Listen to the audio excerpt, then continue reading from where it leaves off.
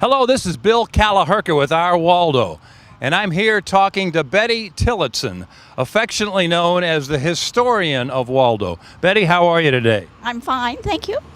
Betty, tell us a little bit about your business and how you came to locate here in Waldo. Well, it's kind of a long story. I grew up in Kansas City, Kansas, and always knew about Waldo. My parents and I used to come out on the Quindaro streetcar and the Country Club streetcar to Waldo. There was a Meadow Lake Country Club at 75th and State Line, and the American Kennel Club had their annual dog shows there. Well, my dad raised Scotch Terriers, and so he showed Scotch Terriers in the dog show. So we would come out on the streetcar and loved to walk through Waldo. Even then, that was a long time ago. And at that time, was Waldo considered like the, I don't want to say the suburbs, but like the outskirts of the Kansas City metropolitan area? It was way out south. Yeah, we'd say we're going way out south. 77th Street was the city limits when we moved here in 45.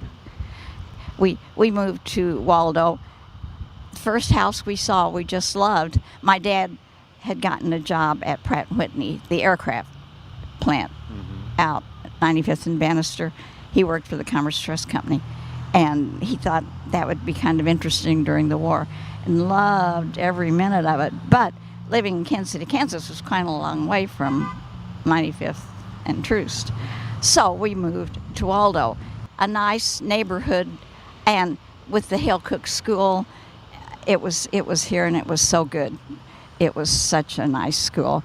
And then, of course, we'd go to Southwest, and that was so nice.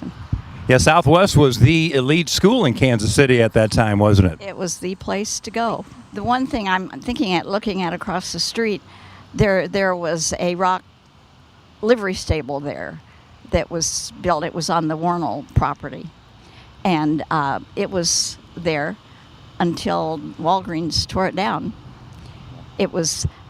what it said, a livery stable, and the rings were in there to tie the horses to, and that was fun. We thought that would be fun to have a museum there. And of course there was the streetcar station across the street from Tanner's and the Waldo Pizza.